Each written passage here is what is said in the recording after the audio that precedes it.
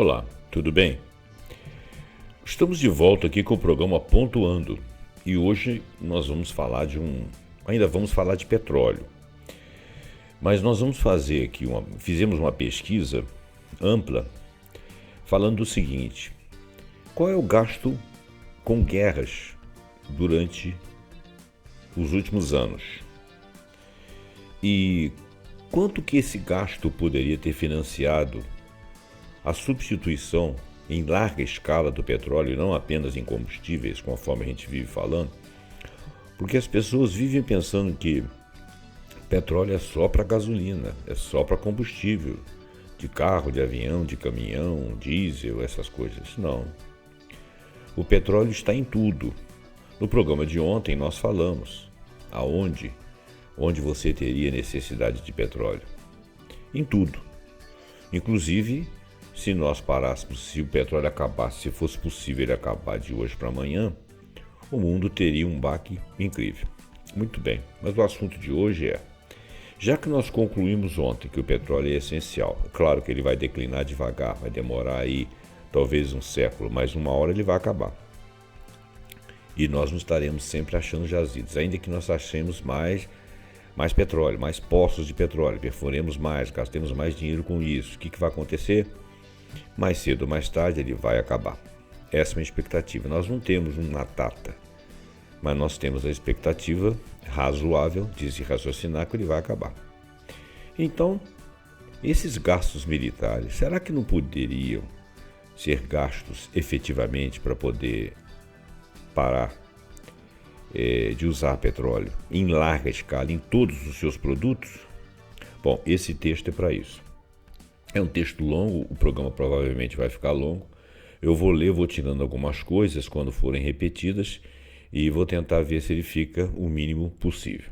Então, olha bem, resumo executivo, né? Vamos começar com um resumo executivo. O cenário geopolítico global contemporâneo é marcado por uma escalada sem precedentes nos gastos militares que já atingiram a cifra impressionante de 2,718 trilhões de dólares em 2024. 2,718 trilhões de dólares é aproximadamente quase 6 trilhões de reais. É muita coisa. Só para a gente ter uma base de raciocínio. Esse aumento contínuo, impulsionado por tensões crescentes e conflitos regionais, reflete uma realidade de insegurança global que consome uma parte substancial de recursos mundiais.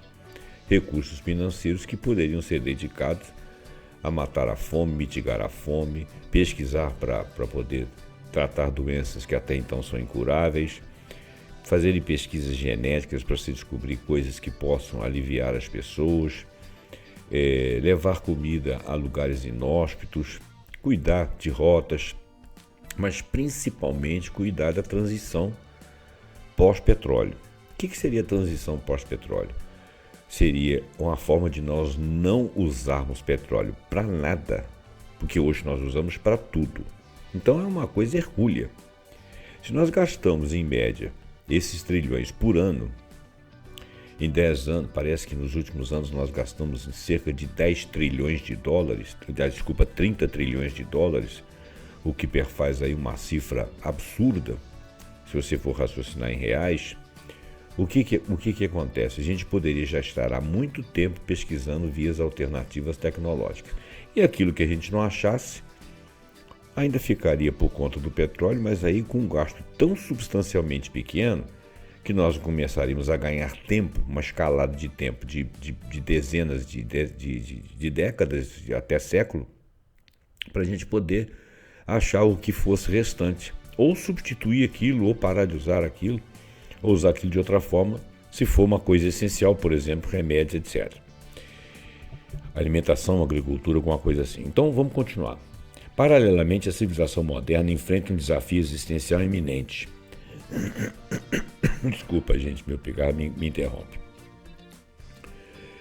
A finitude do petróleo, nós já falamos. As projeções indicam que o pico de produção de petróleo ocorrerá dentro de décadas, não sabemos como, com a exaustão econômica se aproximando rapidamente. A dependência ubíqua de petróleo que se estende para além de combustíveis, abrangendo mais de 6.000 produtos essenciais e setores industriais, torna a nossa nação atual, uma rota para a paralisia global catastrófica em algum momento da nossa história. Claro que o ser humano deve estar pensando nisso, mas com que nós gastamos com coisas que matam, e esse gasto aí é muito para poder controlar lugares, a maior parte deles, lugares onde tem ou petróleo, ou lítio, ou terras raras. Quer dizer, se nós fôssemos uma sociedade mundialmente cooperativa e não competitiva, onde alguém quer dominar e quer ter dominados, nós não teríamos gastos excessivos com guerras, com produções militares, nós poderíamos gastar com segurança, com saúde, com indústrias menos poluentes, com alternativas ao petróleo. Quer dizer, seria um gasto muito mais inteligente para uma sociedade que se pretende muito evoluída. Este relatório aqui, esse ensaio, ele detalha a magnitude dos gastos militares e contrasta-os com os investimentos cruciais que são necessários para fazer-se uma transição de petróleo para material de forma abrangente, substituindo o petróleo. Começa-se, obviamente, com a energia, porque a energia é a primeira coisa que nós muito necessitamos e que já temos bastante alternativas. E vai pulando para todas as outras áreas. Argumenta-se, por exemplo, que a realocação estratégica de uma fração desses trilhões de dólares anuais, atualmente dedicados à defesa, chamada defesa militar, que na realidade não tem por aí, poderia catalisar pesquisas no desenvolvimento e implementação em larga escala de alternativas sustentáveis ao petróleo. Tal realocação não é apenas uma questão de sustentabilidade ambiental, mas um imperativo estratégico fundamental para garantir a segurança econômica, social e geopolítica a longo prazo, mitigando os riscos de uma crise global sem precedentes que virá num futuro próximo e construindo esse futuro mais resiliente, mais próspero. E também a gente poderia começar a pensar em gastar menos, produzir menos. Mas aí as pessoas vão ficar sem emprego. Olha, as pessoas ficam sem emprego, muitas pessoas têm dificuldades de sobrevivência, estão sempre sobre perigo alimentar, alguns passando fome, existe um lumping social no mundo, não é tão grande, o mundo é muito rico ainda, daria para distribuir bem a alimentação. As pessoas que passam por dificuldades alimentares ou dificuldade de manutenção ou na sua saúde ainda estão conseguindo sobreviver num mundo que tem muitas alternativas, apesar de pouca distribuição de renda, mas poderia ser muito melhor se nós fôssemos cooperativos. E se nós passarmos a gastar menos produzindo coisas, a gente pode pensar em uma renda, devido a essa riqueza toda que o mundo tem, uma renda fixa para as pessoas, principalmente nos países mais pobres, uma questão de cooperação, mas isso parece uma utopia intransponível, assim como esse ensaio aqui vai parecer uma utopia, mas ele é necessário. Essa discussão é necessária.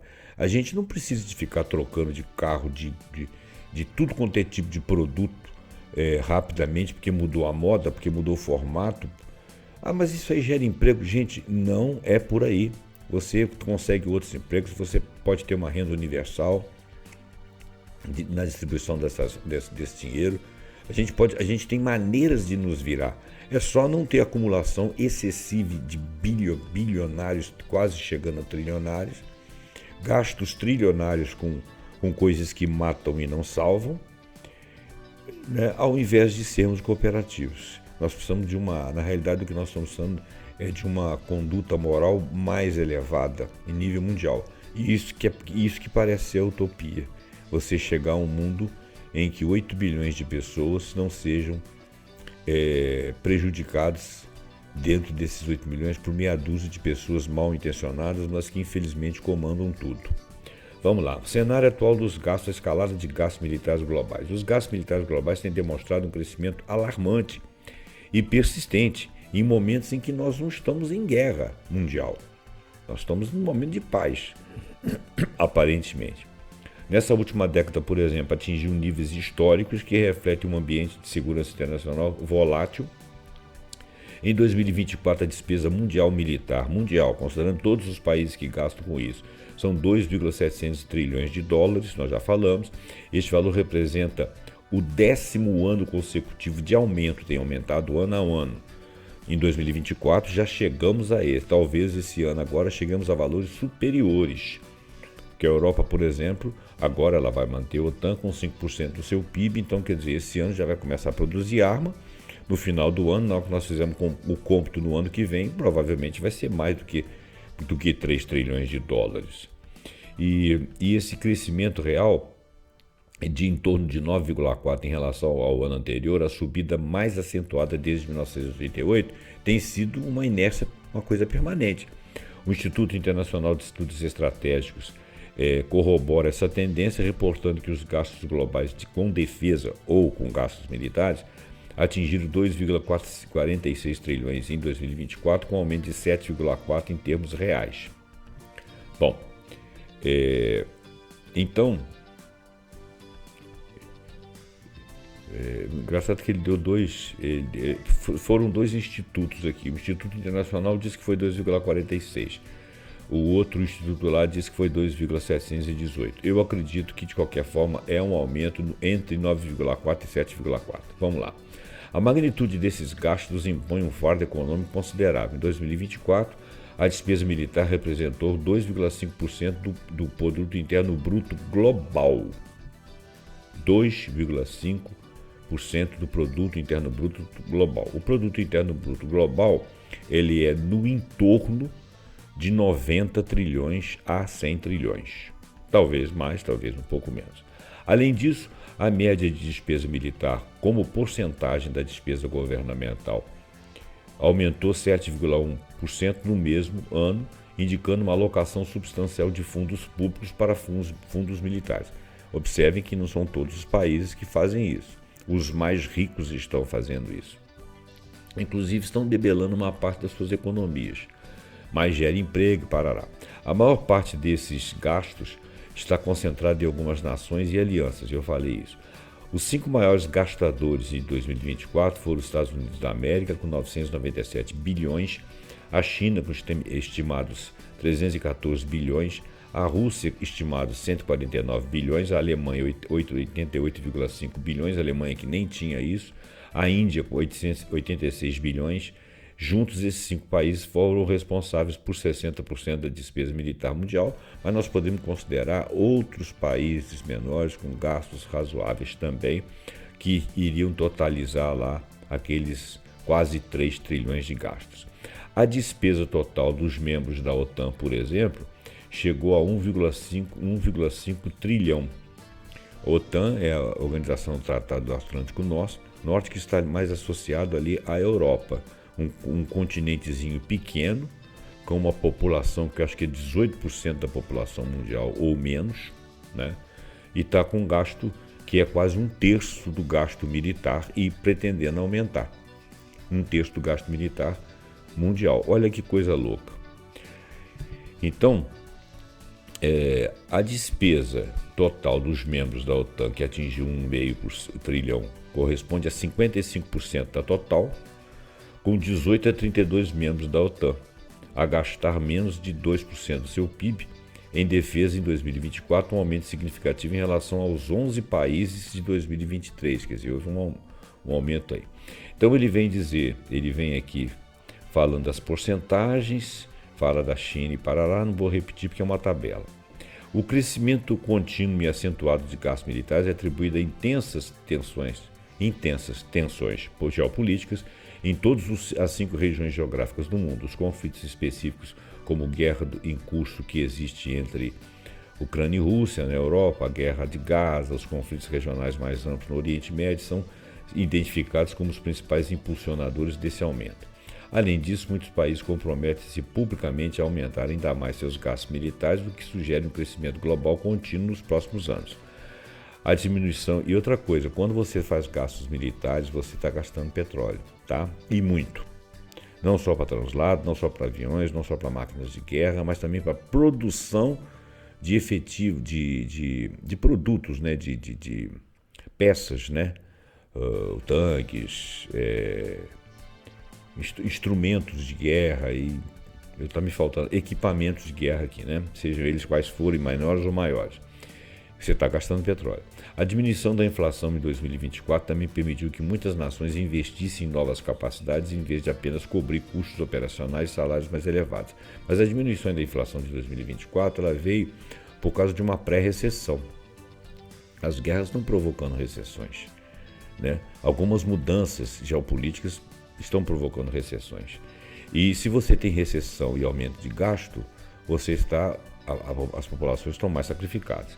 A observação de uma década de aumento ininterrupto nos gastos militares, culminando com um aumento mais acentuado desde 1988 no período atual, e as declarações de compromissos de futuros aumentos, conforme a Europa está fazendo, e outros países, porque também pensam em, entre aspas, se defender de alguma coisa, já que são blocos distintos geopoliticamente, quando um investe, o outro sente necessidade de investir também, sendo que alguns estão investindo com energias, com economias combalidas, né? Porque a China, por exemplo, tem uma pujança muito grande, mas a Rússia ela não tem ela andou crescendo muito, mas ela não tem um PIB altíssimo para poder fazer frente a essas coisas. Falta muita coisa lá dentro, entre outros países também.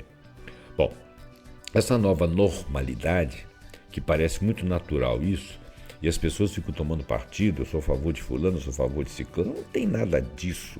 Isso é uma guerra, entendeu? Uma guerra ideológica, nem é bem uma guerra ideológica, uma guerra uma disputa de pedaços, uma disputa de riquezas, uma disputa de hegemonia, de comando. Isso nem chega a ser ideologia, é porque eu penso assim, você pensa assado, então eu guerrei com você. Não é nada disso. É porque um quer a mesma coisa que o outro quer, então eles estão disputando, né? Um escolhe armas econômicas, o outro, não tendo alternativa, escolhe armas mesmo.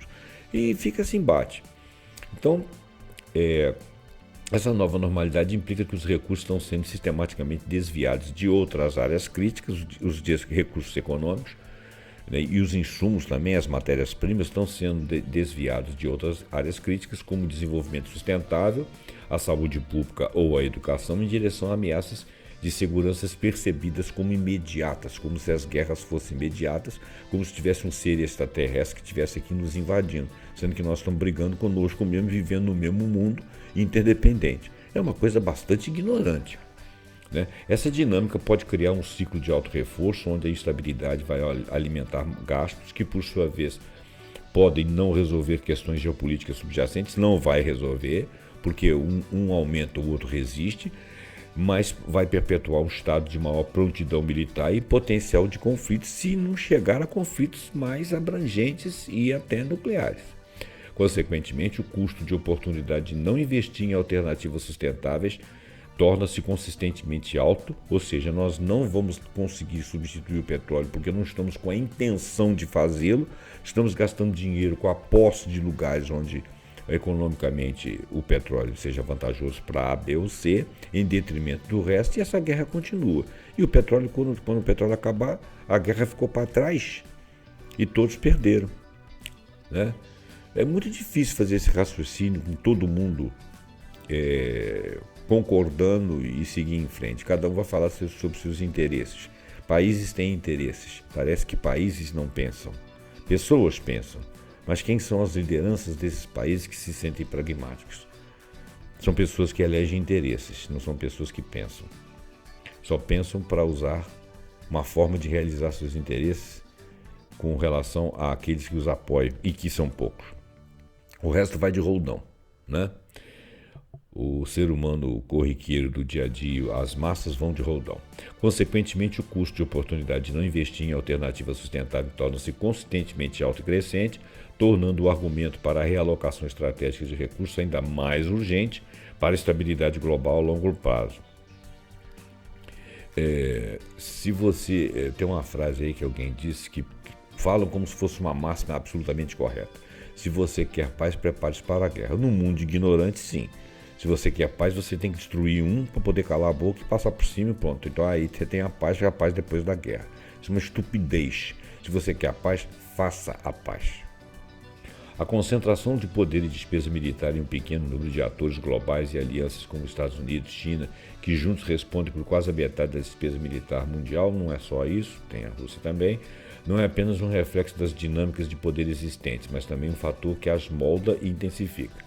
O investimento militar significativo e crescente por parte de grandes potências pode ser percebido como uma ameaça direta às nações rivais, levando a um dilema de segurança clássico, onde o aumento de investimento militar, por um lado, provoca aumento correspondente nos outros, como o aumento, por exemplo, de 38% gasto militar na Rússia em 2024, né?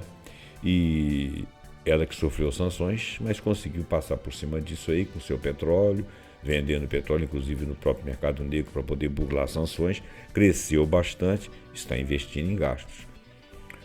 A Rússia é uma agressora? Olha, ela pode até ser uma agressora, mas ela foi provocada para fazê-lo. Se ela não tem razão, quem a provocou também não tem. Eu não estou escolhendo aqui quem que eu acho que deve ser favorecido ou ganhar essa guerra. Eu quero que ela pare. Não interessa quem tem a razão. A razão maior é ter razão de não fazer guerra, de um lado e de outro. Será que essas lideranças não podem conversar assim? E gastando dinheiro dos seus contribuintes para poder fabricar arma. Isso estabelece um ciclo de feedback perigoso e dispendioso que agrava as tensões geopolíticas e fornece justificativas sempre para escaladas maiores. O fator da diminuição da inflação ter permitido a muitos países investir em novas capacidades em vez de apenas cobrir custos operacionais, intensifica ainda mais a corrida armamentista. A arquitetura de segurança global atual, que nem é de segurança, porque ninguém fica seguro com muitas armas no pedaço, né? Essa arquitetura ela depende fortemente da dissuasão militar, ou seja, eu sou muito armado, então você não me agride, ou você vai tomar cuidado. Mas eu já gastei, já empatei dinheiro com aquilo ali, proporcionando uma segurança global abrangente, em tese, né? Ou está perpetuando um ciclo de conflito e desvio de recursos que, em última análise, mina a segurança humana a longo prazo. Porque se muitos têm armas, se um resolve agredir o outro, você já sabe que a resposta é pronta. Então, nós estamos sempre no perigo das agressões. Quem fabrica arma precisa de quê? De guerra, né? Bom, desafio iminente, a realidade da exaustão do petróleo. A questão da finitude do petróleo é um ponto de consenso fundamental. O petróleo é um recurso finito, como existem várias outras matérias-primas finitas. Por isso que nós não podemos pensar no mundo, nós que estamos vivos nesse momento na Terra, não podemos ficar com esse projeto de crescer, porque quando nós formos embora, não vamos deixar nada para os outros existir se quer crescer. A questão da finitude, então, é um ponto crucial, é consenso, o petróleo é finito. As descobertas globais de campos de petróleo atingiram seu pico na década de 1960 ou um pouco depois, com cerca de 55 bilhões de barris ano, ainda que isso possa ter aumentado, mas depois foi em decréscimo. Em 2021 foi o pior ano para a descoberta de petróleo e gás desde 1946. Quer dizer, descobriu-se muito pouco, é sinal de que tem pouca coisa a mais para descobrir. O que está aí, e o que está aí vai acabar.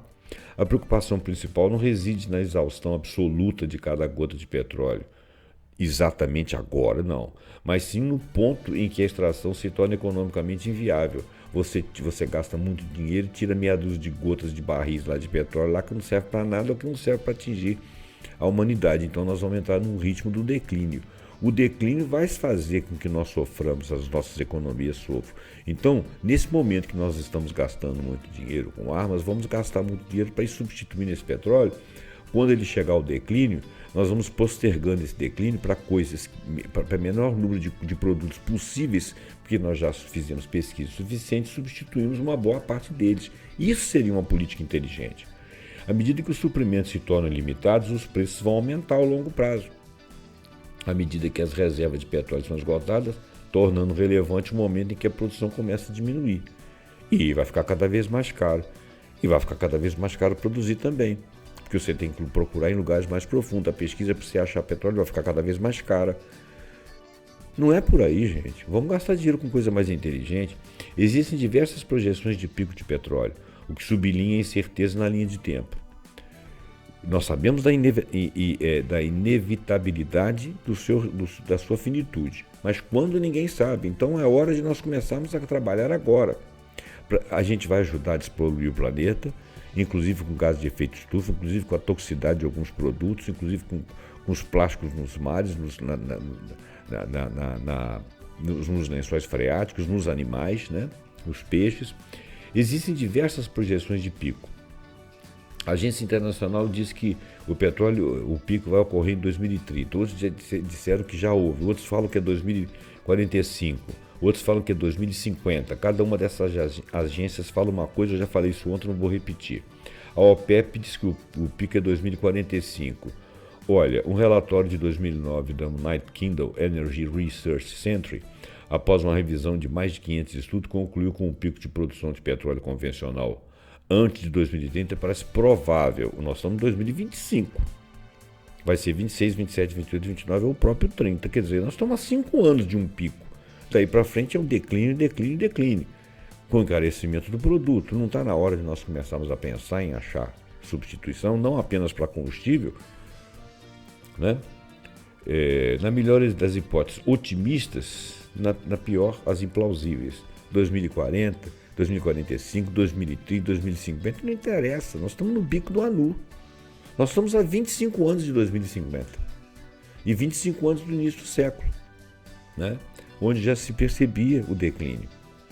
Então, temos que, aí tem um outro gráfico aqui que fala do nosso programa de ontem, quais são quando que o carvão, o pico de petróleo, o pico em 2045, as visões das agências internacionais, das agências da OPEP, das agências de informação dos Estados Unidos, projeções do ponto final mínimo, que estaria, o ponto final mínimo estaria no entorno de 2060, não é muito tempo, talvez 2040, o carvão 2090, complicado, gente.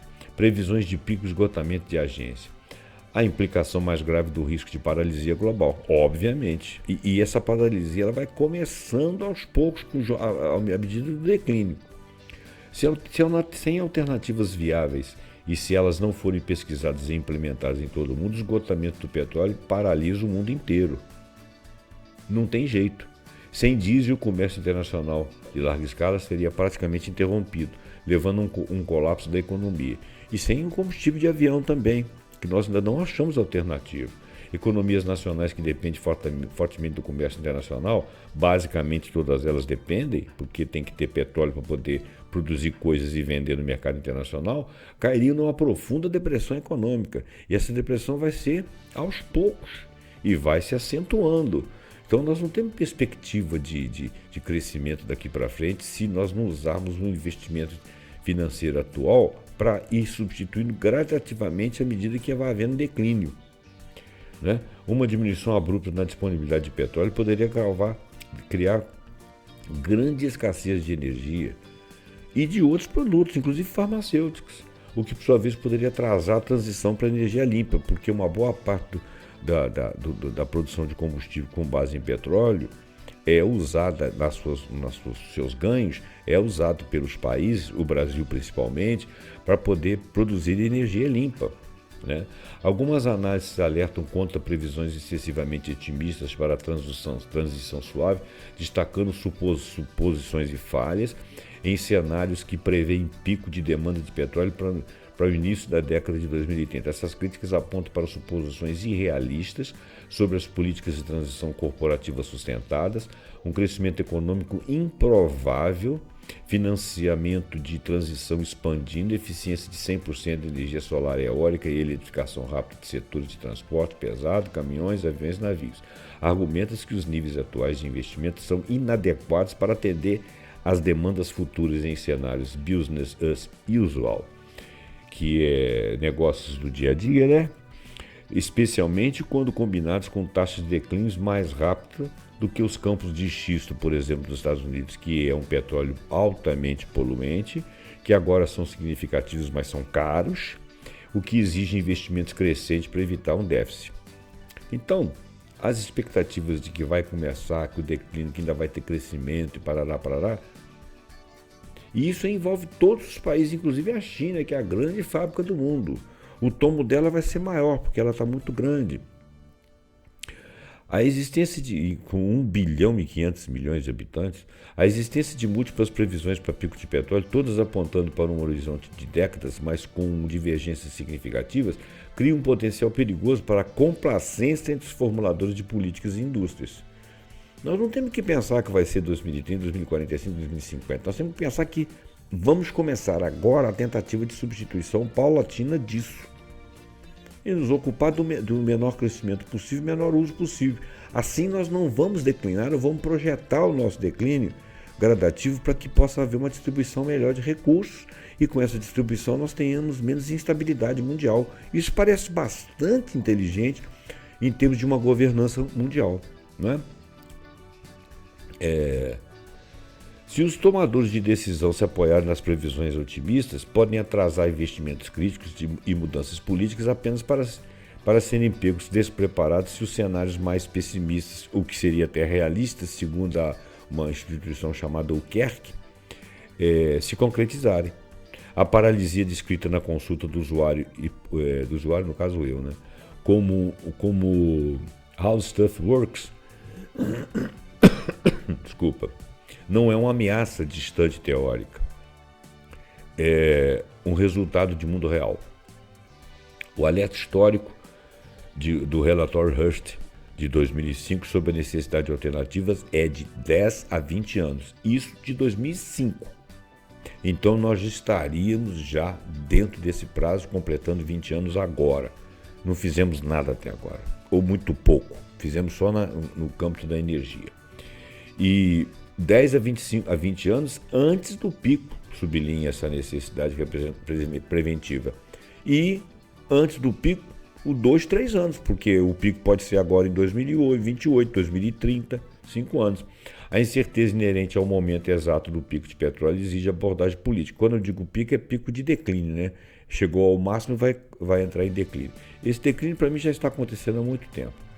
A incerteza inerente ao momento exato do pico de petróleo exige uma abordagem política de não arrependimento, investir significativamente agora, mesmo que o pico seja mais tarde no século, não interessa, para proporcionar uma segurança, em primeiro, energética, que fomenta crescimento econômico através de criação de empregos e oferece vantagens ambientais substanciais no campo energético.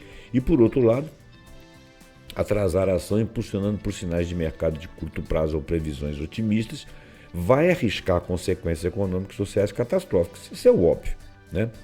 As fontes esclarecem que os combustíveis fósseis provavelmente não se esgotarão. Não no sentido de ficarem exaustos completamente. Vai estar lá meia dúzia de gota. Não interessa, isso não interessa. O perigo tem menos a ver com esgotá-lo e mais com o que podemos recuperar a custo razoável. É claro, é óbvio. Se nós já estivermos produzindo outras coisas no lugar do petróleo com as nossas pesquisas, o declínio, quando você achar que ainda tem, mas é muito pouco, e vai ser usado para aquilo que nós não conseguimos ainda, daqui 50 anos, 60 anos, nós não conseguimos mais fazer com recursos extra-petróleo, ou seja, sem fora do petróleo, ainda se vai fará com o petróleo, mas pelo menos você tem mais quantidade de anos pela frente. Mas isso nós tivéssemos começado, ou começarmos pelo menos no mínimo agora. Isso redefine o problema do esgotamento de um puramente geológico para uma crise econômica de mercado complexa. Claro, à medida que os custos de extração inevitavelmente vão aumentar devido às reservas serem mais difíceis de alcançar, métodos de extrações mais complexos ou regulações ambientais necessárias, o preço do petróleo vai aumentar estratosfericamente. Mesmo que algumas reservas tecnicamente permaneçam, mas você vai ter que gastar dinheiro para achar outras.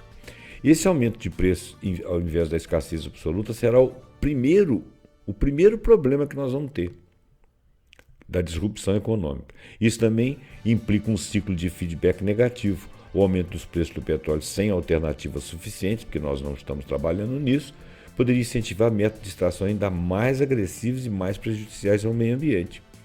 E uma tentativa desesperada de manter o suprimento exacerbando ainda mais os problemas ambientais e, por conseguinte, sociais. Nós vamos criar problemas para resolver um pequeno problema. Um pequeno problema que é o maior de todos. Na realidade, um pequeno problema é econômico, né? Porque o maior problema é o social. Mas se você for ver que esse pequeno problema econômico leva a sociedade de roldão, ele acaba por ser o maior deles. É complicado, mas é verdadeiro.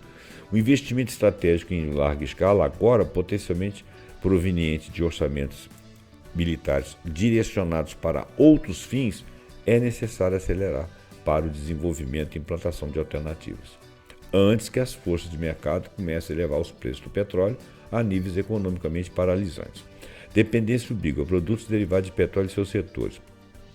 A dependência do mundo em relação ao petróleo estende-se muito além dos combustíveis de transporte, gasolina, diesel, combustível de avião, que, embora significativos, representam 71% do consumo de petróleo nos Estados Unidos, por exemplo, mas não necessariamente no mundo. Constitui apenas uma parte da sua utilidade. Esses gastos de combustível, embora eles sejam razoavelmente altos, mas é uma parte. Nós precisamos de petroquímicos derivados de petróleo e gás natural, são fundamentais para a fabricação de mais de 6 mil produtos do dia a dia, indispensáveis para dispositivos de alta tecnologia e de baixa tecnologia também. Essa dependência é tão profunda que a sociedade moderna está intrinsecamente ligada a uma vasta gama de produtos e processos industriais que têm suas raízes no petróleo, que eu diria é tudo. As categorias de produtos e setores que dependem criticamente do petróleo são plásticos e polímeros, né? Por exemplo, essa categoria é a mais visível. O petróleo é a base de vasta gama de produtos, olha só. Celulares, laptops, brinquedos, roupas, cartões de crédito, teclados de computador, painéis de veículos, pratos, componentes críticos da infraestrutura de tubulações de água, telhados de isolamento, dispositivos médicos, membros artificiais de próteses, válvulas cardíacas artificiais, próteses, lentes de contato, seringas e etc no campo.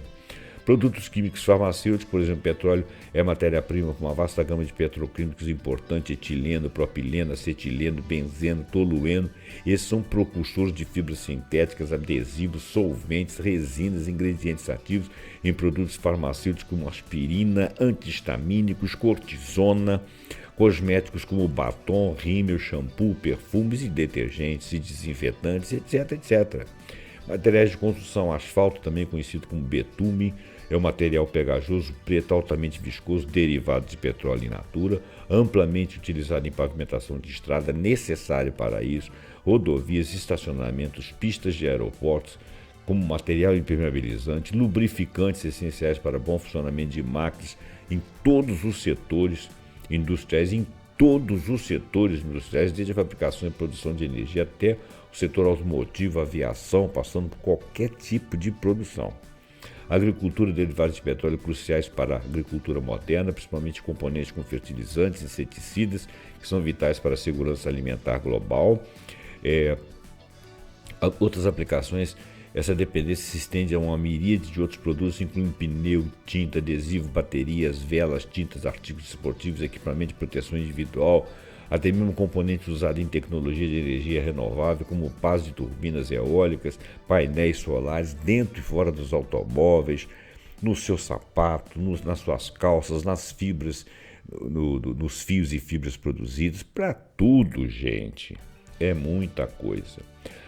A extensa lista de mais de 6 mil produtos que dependem de petróleo, que abrange quase todos os aspectos da vida diária e da atividade industrial, revela que a dependência da sociedade em relação ao petróleo é muito mais profunda, intrincada e disseminada do que geralmente o ser humano mediano compreende. Quando as pessoas falam de petróleo, todo mundo pensa assim, petróleo, né? Combustível, gasolina. Não, isso é uma parte. Se nós liberarmos porque essa parte em alguns países é 70%, e na média mundial, no Brasil, por exemplo, 60% é para automóveis, ônibus, essas coisas, caminhões e tal, porque nós temos aqui o nosso transporte todo é feito por caminhão, né? E até trens, essas coisas, né?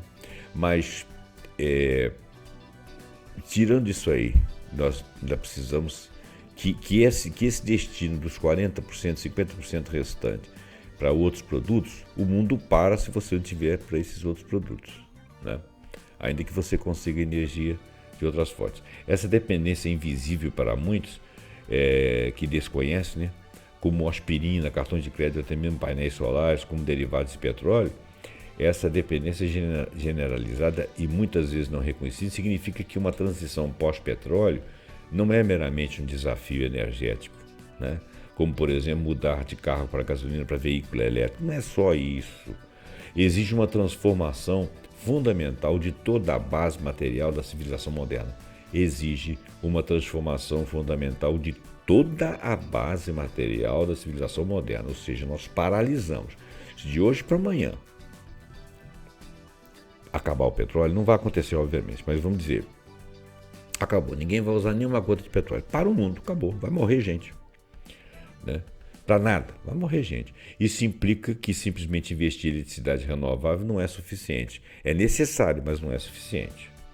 É necessária uma revisão completa de todos os processos de fabricação, da ciência dos materiais, das cadeias de suprimento de milhares de produtos diversos, de equipamentos médicos, materiais de construção. Isso torna um desafio exponencialmente complexo, caro, demorado, porque demanda pesquisa, do que uma simples mudança de combustível. E caro, porque precisa de recursos e um país só não tem. É o mundo que tem. Você tem que juntar todas as despesas militares idiotas da maioria dos países e mais recursos de todos os outros para iniciar um processo aí com trilhões de dólares, um percentual alto do PIB mundial, para resolver esses problemas em larga escala. O foco comum, tanto público quanto das políticas na energia, como a principal dependência do petróleo, provavelmente leva a uma grave subestimação da verdadeira escala e custo dessa transição abrangente. Nós não temos essa noção. Eu quero que esse vídeo tenha essa visibilidade. Os números de investimentos citados para a transição energética podem não capturar totalmente os enormes custos de pesquisa e desenvolvimento e de infraestrutura e reequipamento de fabricação necessários para desenvolver e escalar produtos químicos, plásticos lubrificantes e outros materiais de base biológica desses mais de 6 mil produtos.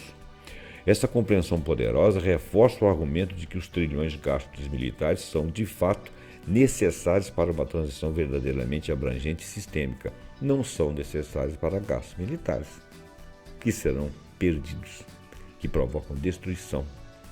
Esse manancial de pessoas que estão ali como militares usando esses recursos estariam nas indústrias, no centro de pesquisa, ajudando a pesquisar a transição. A utilização de petróleo em setores críticos que vão desde a produção de alimentos, fertilizantes, saúde, equipamentos médicos, produtos farmacêuticos, até a infraestrutura, asfalto e até mesmo componente da tecnologia de energia renovável, turbinas eólicas, painéis solares, demonstra uma rede de vulnerabilidades interconectada. Uma interrupção no fornecimento de petróleo não afetaria apenas um setor, por exemplo, o transporte, mas se espalharia por múltiplos setores interconectados simultaneamente mundo afora. Essa integração ubíqua significa uma paralisia resultante do esgotamento e ela seria sistêmica e não meramente setorial, ela seria sistêmica, todo o sistema de produção mundial. Um colapso no fornecimento de petróleo impacta simultaneamente a produção de alimentos, saúde e infraestrutura, e transporte, energia, e até mesmo as próprias tecnologias destinadas a substituir o petróleo, porque o petróleo ele financia essas tentativas de substituição, por exemplo, a fabricação de painéis e tal. Bom, então nós temos uma complexa teia de vulnerabilidades interconectadas, onde a falha em uma área rapidamente desencadeia falhas em outras, levando a uma ruptura social muito mais grave e rápida do que uma simples escassez de energia. Nós não vamos chegar só a uma escassez de energia, nós vamos ter escassez de todos os produtos em todos os setores que eu já mencionei. A transição do petróleo não pode ser fragmentada ou isolada, ela tem que ser um conjunto, ela tem que ser holística, coordenada profundamente, integrada em todos os setores interdependentes e dependentes de todos os países. Então é um esforço de ONU, de governança mundial. Isso demanda um nível de planejamento estratégico em nível mundial e de investimento compatível com esse risco sistêmico e existencial em larga escala e por muitos anos, enquanto está havendo declínio. As escalas de gastos militares atuais, tradicionalmente focados em ameaças externas, convencionais, externas como se nós estivéssemos sendo invadidos por Marte, poderia ser reavaliada para abordar essas vulnerabilidades internas e sistêmicas como uma preocupação de segurança dos vários países nacionais e mundial, global, Tirando o foco da defesa, porque defesa é entre nós mesmos, tirando o foco da defesa e colocando na resiliência do colapso do recurso.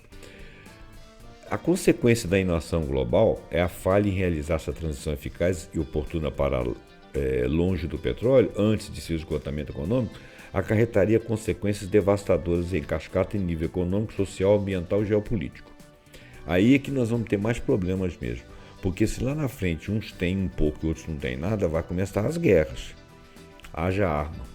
A complexidade da dependência global do petróleo significa que a inação não resultaria em um único problema, mas uma série de crises interligadas que poderiam desestabilizar a civilização moderna gradativamente. Nós estaríamos evoluindo, estaríamos indo para um cataclismo global, não apenas econômico. A nossa inação nos leva a um cataclisma. O esgotamento do petróleo economicamente viável paralisaria o comércio internacional em larga escala e os sistemas de transporte rodoviário, ferroviário e marítimo, levando a um provável colapso da economia global. De repente você não tem avião para sair daqui e chegar em outro lugar, você não tem automóvel, não tem carros, não tem caminhões, porque você não tem combustível para eles, em primeiro lugar, e depois você começa a não ter o que levar, mesmo que você substitua essa energia. À medida que a oferta de petróleo diminui e os custos de extração aumentam, os preços do petróleo disparam, desencadeando hiperinflação generalizada em quase todos os setores devido ao aumento de custo de produção e transporte. Isso não prejudicaria um país, prejudicaria todos, e aqueles que já são países subdesenvolvidos ou não desenvolvidos ou em desenvolvimento ficariam muito pior. Aí você pode começar a pensar em guerra, porque aí é a guerra de você matar o outro para comer, matar o outro para se tratar, matar o outro para tratar de água. Choques de preço do petróleo podem atrasar o investimento empresarial, causar mudanças setoriais nos mercados de trabalho, gerar instabilidade significativa nesses mercados, afetando política monetária e estabilidade econômica global. O colapso dos preços do petróleo bruto em 2020, por exemplo, mesmo devido ao excesso de oferta, expôs vulnerabilidades críticas na cadeia de suprimento. As consequências sociais seriam igualmente profundas, claro. Populações vulneráveis, incluindo mulheres, minorias étnicas, crianças e idosos, enfrentariam severa pobreza energética e de outras coisas, lutando para pagar aquecimento em países muito frios, eletricidade para consumo básico. Isso levaria a um aumento de problemas de saúde, doenças respiratórias, cardiovasculares, deterioração da saúde mental, depressão, ansiedade e solidão, maiores internações hospitalares, problemas em hospitais, problemas de manutenção de hospitais, problemas de energia em hospitais, problemas de produtos farmacêuticos e remédios em hospitais, nas casas, nas farmácias, tudo. A poluição das operações atuais de petróleo e gás já causa riscos significativos à saúde, incluindo doenças cardiovasculares, respiratórias, danos hepáticos, câncer e defeitos congênitos, com mais de 10 milhões de mortes prematuras anuais ligadas à poluição só do petróleo. Essas questões se intensificariam dramaticamente. A agricultura moderna dependente do petróleo atual para fertilizantes, operações de máquinas e transporte de alimentos seria severamente impactada, levando à redução da produção de alimentos, colapso nas cadeias de suprimento alimentar e segurança alimentar generalizada, mundo afora, podendo causar desnutrição e forçar mudanças radicais em dietas globais para fontes de alimentos altamente localizadas e menos diversas.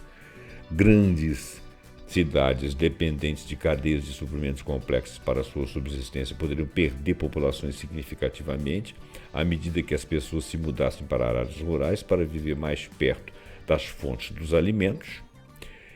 As dificuldades econômicas, a escassez de recursos e a falta de recursos básicos poderiam exacerbar as desigualdades sociais, levando a um aumento da pobreza, aumento do desemprego, dos conflitos internos, de uma ruptura de coesão social, culminando potencialmente em colapso social. Como visto, sem precedentes históricos. Em termos de impacto ambiental e direitos humanos, a inação agravaria as injustiças existentes. A busca desesperada por reservas de petróleo em declínio poderia incentivar métodos de extração ainda mais agressivos e prejudiciais ao ambiente, como o fracking, por exemplo, do xisto. Comunidades próximas e locais dessas extrações, frequentemente marginalizadas e de baixa renda, já sofrem desproporcionalmente com a poluição severa. Contaminação de água, o petróleo oriundo do xisto, ele contamina lençóis freáticos a ponto de eles ficarem fácil, como é que a gente fala quando a coisa pega fogo fácil, destruição de habitats e violação de direitos humanos. Essas injustiças e degradações ambientais se intensificariam dramaticamente com essa escassez. Me faltou a palavra lá, quando uma coisa pega fogo, é tipo gasolina, a água fica como se fosse gasolina, não estou lembrando a palavra.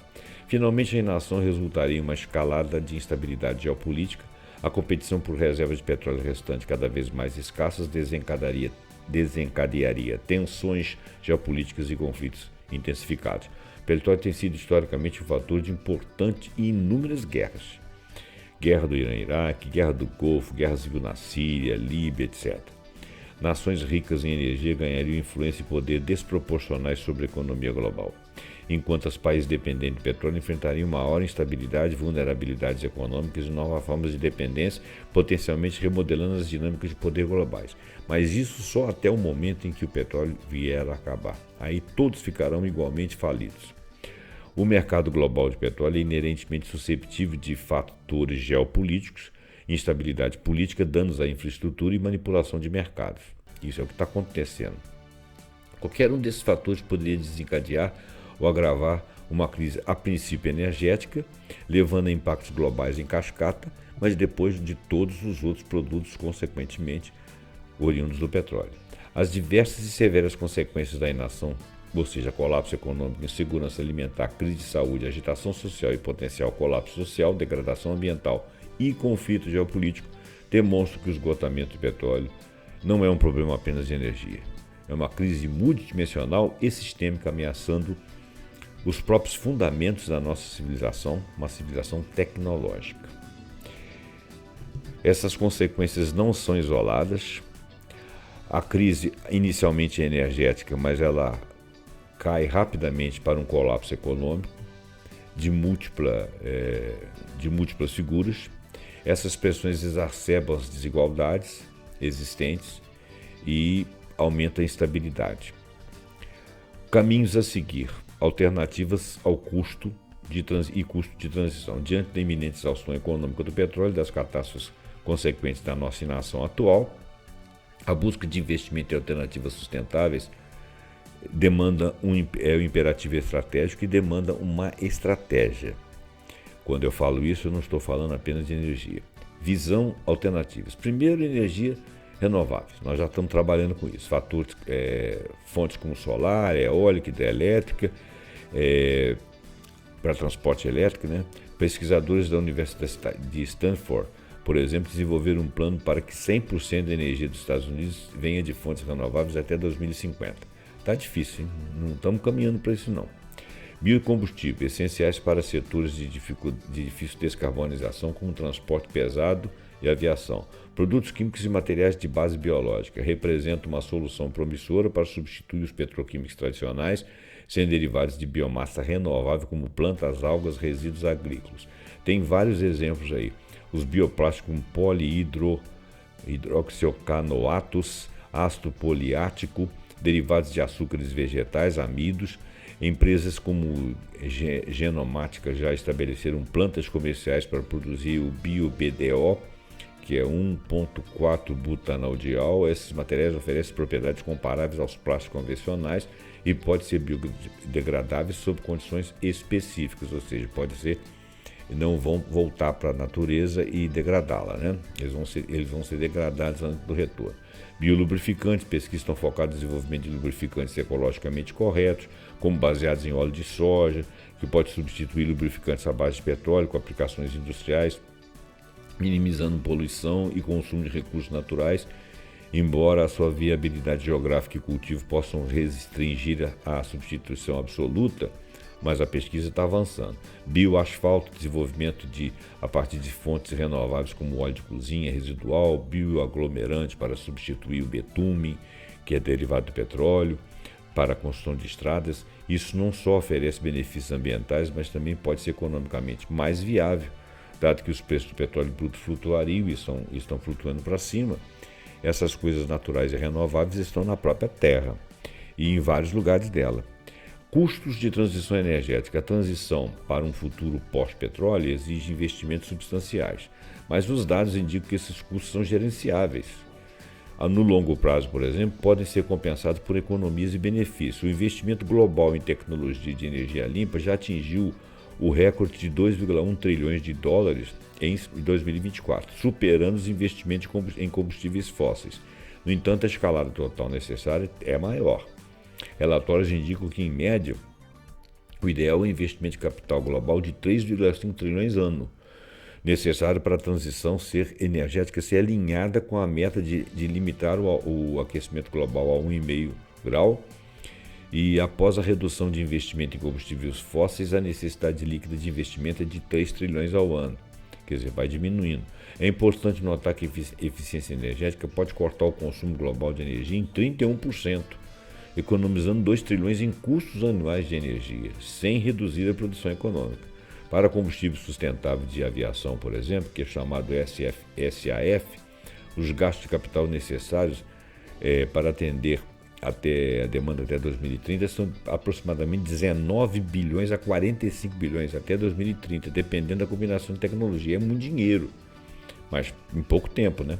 Os custos de pesquisa e desenvolvimento com materiais sustentáveis e químicos à base da biologia também são significativos, mas representam um investimento crucial. Por exemplo, uma empresa investiu 7 milhões de dólares em 4 anos de pesquisa e desenvolvimento para poliésteres heteroaromáticos de base biológica e biodegradáveis, embora os plásticos de base biológica de substituição direta ainda não sejam competitivos em termos de custo de produção, né?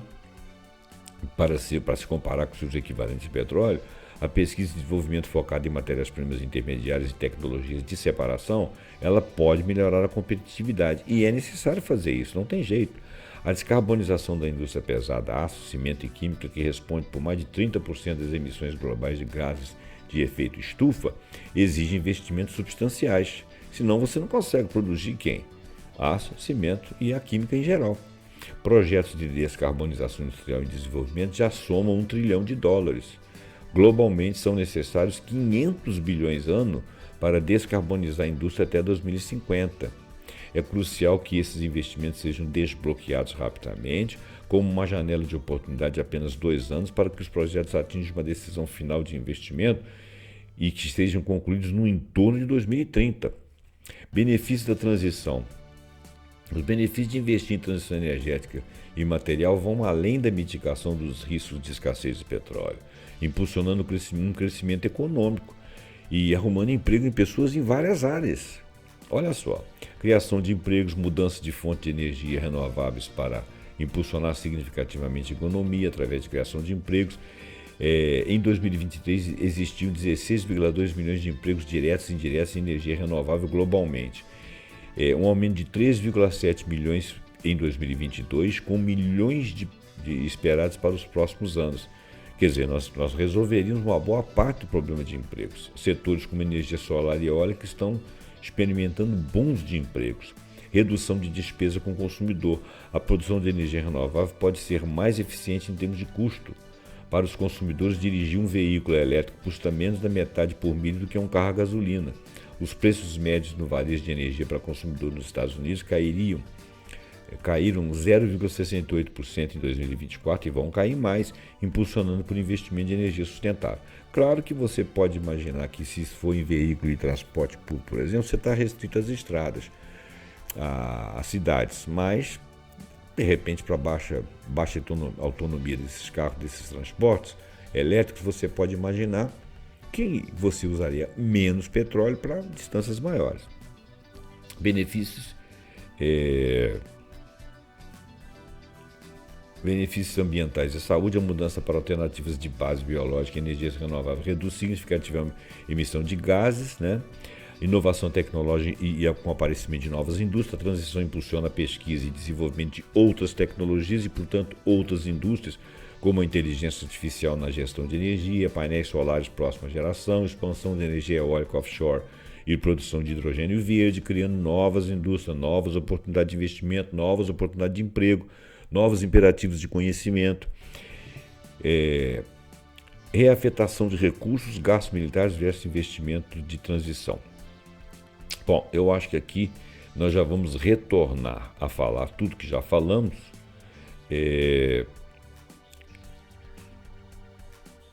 Investimentos, conclusões.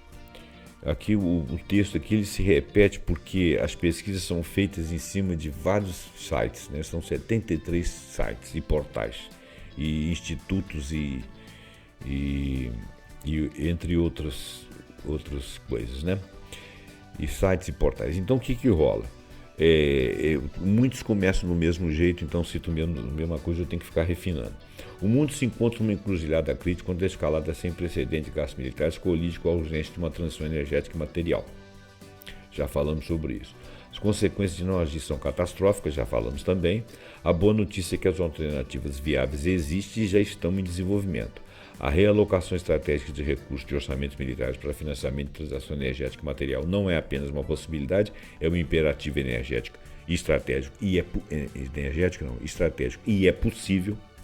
Com base nessas análises, nós vamos raciocinar que os governos e organismos internacionais devem começar imediatamente um diálogo com urgência coordenado sobre a realocação de uma parcela significativa de gastos militares globais para acelerar pesquisas.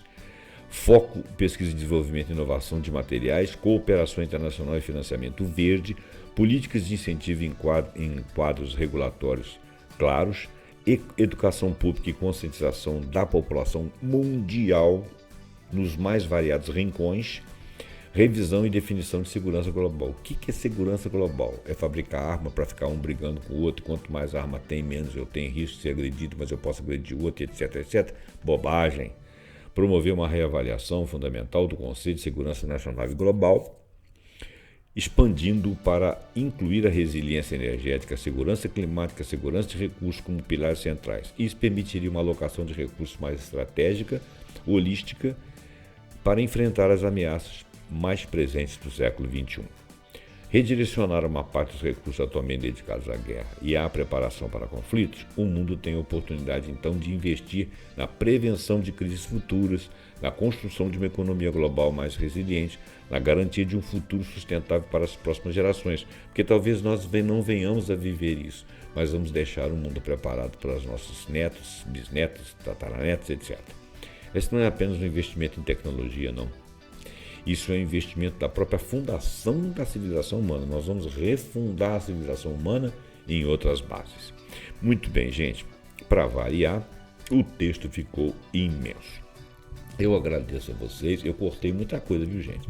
São 32 páginas aqui, eu fiz virar 12. Tem vários dados aqui, a coisa é infinita, mas valeu a pena. Espero que você tenha gostado desse vídeo.